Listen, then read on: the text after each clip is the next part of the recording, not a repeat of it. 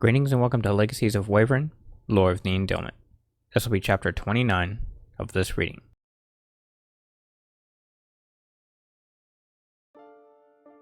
Hey! I quickly opened my eyes in surprise and saw Nanye, who stood directly in front of me as she looked up at me with an angry expression. Startled a bit, I quickly glanced around to find myself back outside the tomb, just at the entrance. I turned back to Nanye, just as she said, "What took you so damn long, you jackass? I've been waiting here for over 2 days." In my head, Zaec chuckled a bit, then said, "She seems happy to see you." "Please don't anger him, Zaec," Light suggested. "He gets irritable very easily." "All the more fun." John flew from the Becky's right shoulder and moved to my right, where he said, "Dog, what happened?" Glanced at the bird and replied, "I don't know." Then I looked to the Becky and continued, "And how did 2 days go by? I was only gone for about 2 hours. Sam shook herself on Nanye's left shoulder, then said, "Could be something that has to do with the mountain's interior. Time flux or something, whatever." John quickly shook himself, then turned to Sam and yelled, "Bitch, what the fuck you mean time flux? Don't try to act smart." "Hey, watch your mouth, Jonathan. Just for that, you ain't gonna be hanging out with the guys for about 2 weeks now. And I'll make sure of that." "Samantha, shut the fuck up. What did you say, you little shit?" "You heard me." Nanye and I quickly looked over at the birds on our own shoulders and yelled at the same time, "Shut it!" Both of the birds chirped and went silent for a few seconds. Then as Nanye motioned for me to follow her at her left side, Sam whispered, "You better watch your back, John, because I'ma kick your ass once they leave." John looked over and sarcastically whispered, "Ooh, I'm shaking my poor little blue feathers." "You better." "What the fuck ever, Sam?" Nanye explained to me that 2 days passed by while I was in Zaec's tomb. She had just about given up on me, was thinking of going home to try and visit her friends, but felt she should hold out for me a bit longer. She also told me that she saw someone come out of the cave who told her to wait a little bit longer as well. The person said that she knew me, and that even if it took a millennium, I would return. I was a bit confused as to who Nanye talked about, but it didn't matter much to me then. So, of course, I didn't ask her who she spoke to or what the person might have looked like. However, I did ask Nanye what the fruit was for, since I didn't use it in Zaec's tomb. Yet just as I asked, I fell forward onto the ground and smacked my face straight into the grass, smashing my glasses. John quickly flew up to keep from hitting the ground with me, and just hovered. Apparently, from what Nanye told me, the fruit not only helps you to gain power, it also allows those from the mortal realm to be able to stand their ground in the realm of gods. Otherwise, it can crush the mortal body into dust over time. 24 hours is all the average mortal body can take before it plummets to the ground, and then slowly begins to be crushed underneath the fierce power that the god realm contains. John flew to sit on Nanye's right shoulder again as she looked down at me and began to laugh. After a few seconds, the Becky said, "I told you you were going to need those things. Now, before your body becomes too heavy for you to bear, get one of them out and eat it." I braced myself up with all my might with both of my arms, then reached into my left inside coat pocket with my right hand and pulled out one of the pieces of fruit. Nanye squatted down in front of me and grabbed the fruit out of my hand with her right paw and raised it up to my mouth, acting as if she was going to feed it to me. I placed my right hand back down to brace myself as I looked up at her and said, "I could have done it myself." "Yeah, but I feel like doing this. It's fun." She then slightly shook the fruit in front of me, said, "Now take a bite like a good boy, and I'll let you have the rest on your own. Angry, I looked down at the fruit and ate a piece of it off. When I swallowed it, the pressure from the realm stopped, and I was able to stand back on my own feet. I first fixed my glasses again and adjusted them. Then I took the rest of the fruit out of Nanye's paw. I threw the whole fruit into my mouth and ate it without so much as biting down on it, causing Nanye to giggle for some reason. She then grabbed my right arm with her left paw to pull me to her side as we continued walking toward the south side mountain. After a few minutes, Nanye let go of my arm as Sam turned to me and asked, "So, how was Master Cervic doing?" I looked at the bird, confused, and asked, "How do you know Cervic?" "I had a teacher that was a student of his long ago. He taught me everything he knew about darkness, how to control it wisely. However, he's no longer with us because he was just getting too old." "Ask her who he was," Cervic called out. I turned to look forward and asked, "Who was he?" Sam motioned to look forward and lay herself down to sleep, as she replied, "Dude's name was Aurore. He was a panther god, one of the best from what I knew." "Aurore," Cervic said, "a fine student of mine. He was my third greatest student. However, his rank was because he did not show for 2 teachings in a row at one point. But he was a good student nonetheless. Sometimes outclassed Shadow in some of his teachings." "Awesome," Light quietly said as she listened in. I looked over at Nanye and asked, "Now where are we going?" "Scratch me and maybe I'll tell you," she replied. "Otherwise, you'll just have to find out for yourself."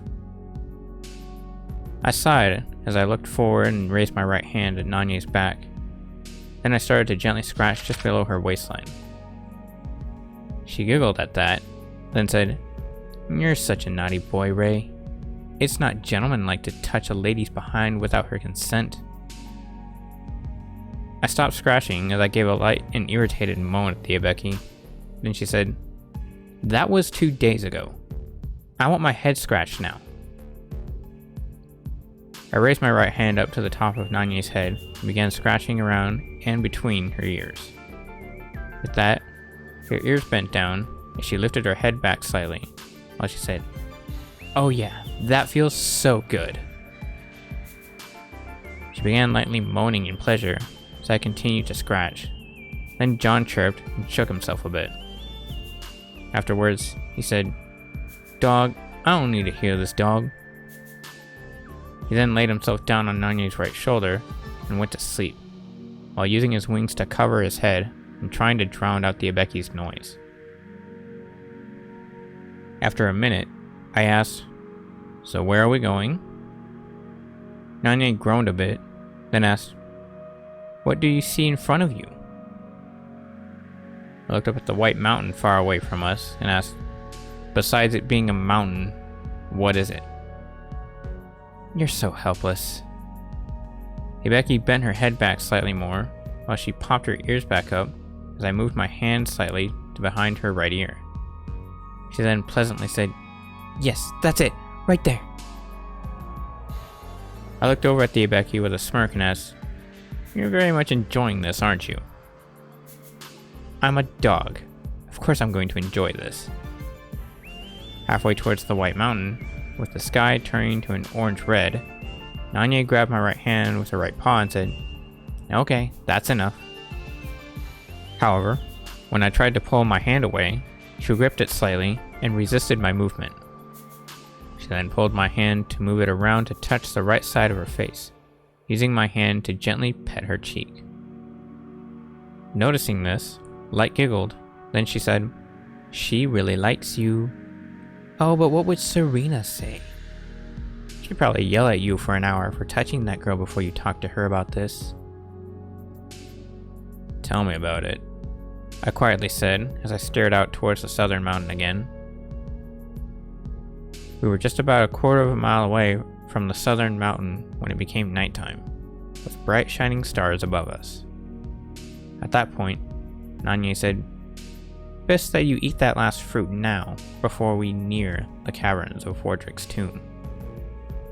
She then let go of my hand. She looked over at me and asked, "Who's the lucky lady?"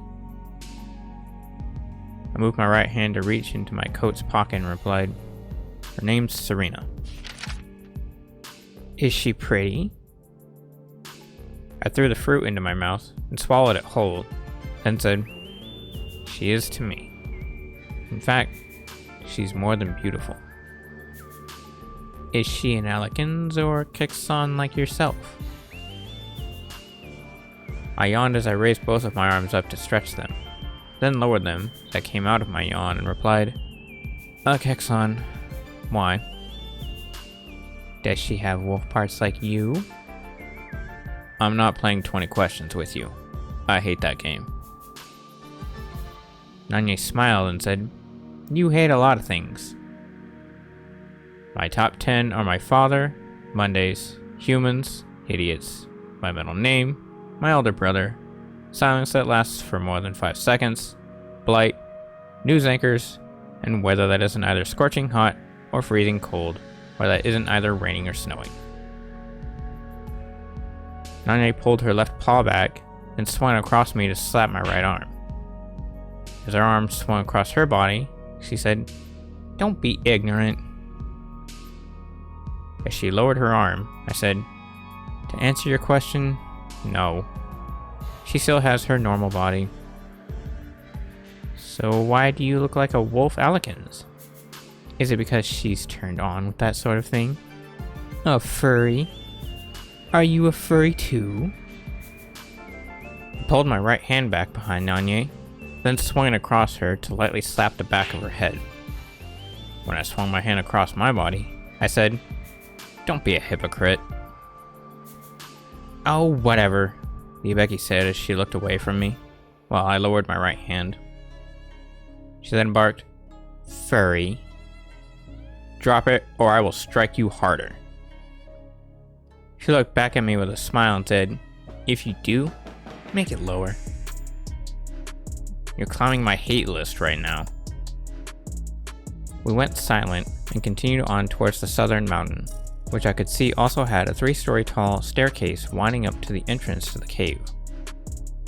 Halfway up the stairway, John yawned as he woke up, then shook himself and said, "That was a good nap. Well, Wardrick Alenu's tomb," Nanye replied. Just as we took the last step up to head into the cave, we noticed a fire red and fire blue barrier that kept us from entering. John tilted his head, as if confused, then straightened it and said, "Well, that sucks." "What?" I asked.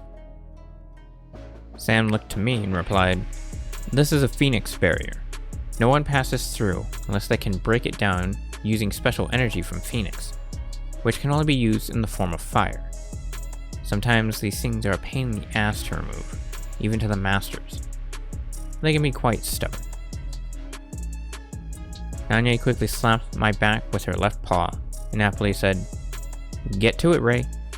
I'll wait for you." She then turned her back to the entrance of the tomb as she sat down on the ground, where she said, "And don't take so long this time."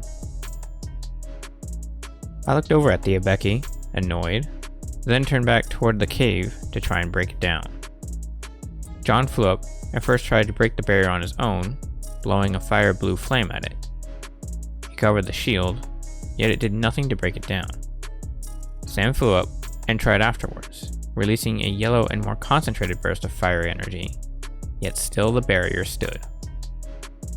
The two tried one last time together, but unfortunately they couldn't even make the thing fade the slightest. Once they failed, the two motioned onto Nanye's shoulders again, as John said, "Well, that sucks." "Shut up, John," Sam barked. She then looked up at me and said, "Maybe we can teach you something. It'll only take a few years." Hearing that, I thought, really? No thanks. Having sensed the energy level of both birds when they tried to break the barrier, I readied myself to try as well by taking a slight step back with my left foot. Nanya looked over her right shoulder at me to watch as I adjusted myself a bit and cracked some of my knuckles. I raised my right hand, bending only my middle finger and thumb to be half an inch away from each other, and channeled some of my energy towards the tips. I took a deep breath, then blew out as hard as I could in between my fingers. My hand, now a flamethrower, fiery blood red energy that was dark gray at the ends emerged past my palm and completely covered the barrier in flames. After a few seconds, I stopped the surge and stood myself up straight as I lowered my right hand. With my powers, using 5 times the output I sensed from the 2 birds, I burned the barrier away. Nanya turned away, unimpressed, while the swallows looked at where the barrier once was, shocked. They had no idea that a novice could not only both conjure more power than them, but also use their fiery technique without being taught a single lesson. Sam's mouth opened in surprise, while John said, "Dude, that was gangsta, dog." Sam looked back at me one last time and said, "Quite amazing. Bring peace, Endelment, as only you can." I glanced back at her, slightly angry, yet just ignored her comment and headed into the cavern alone. I walked for about a mile deep, then noticed a large doorway that had 2 bright white doors with baby blue markings that flashed around them. Just as I walked up, the markings flashed one last time, then faded away as another booming voice, like Cervix, said, "So, you have finally come." It then raised itself and said, "Present that which bears the mark of Bright." I was confused for a moment, then Light called out, "My lord, use my powers of Illume." "You sure?" "No, I just want to fuck with you, yes." By the creator, you don't have to be a... I stopped and sighed, knowing that what I was to say wouldn't matter, or would just make things worse, then said, "Never mind." I changed into Zaec, then the booming voice said, "Come forth, young one. Gain my powers, abilities, and knowledge." The 2 doors opened away from me and revealed a white area that shined so bright that it nearly burned my retinas. And after a while, I was able to focus easily. As I walked in, my clothes turned bright white, and the doors slowly closed behind me, with another sound of loud footsteps that seemed as if they were coming closer. This concludes the reading of Chapter 29. Thank you all for watching and listening. If you like what you've seen and heard, there will be a link to my physical works in the description below.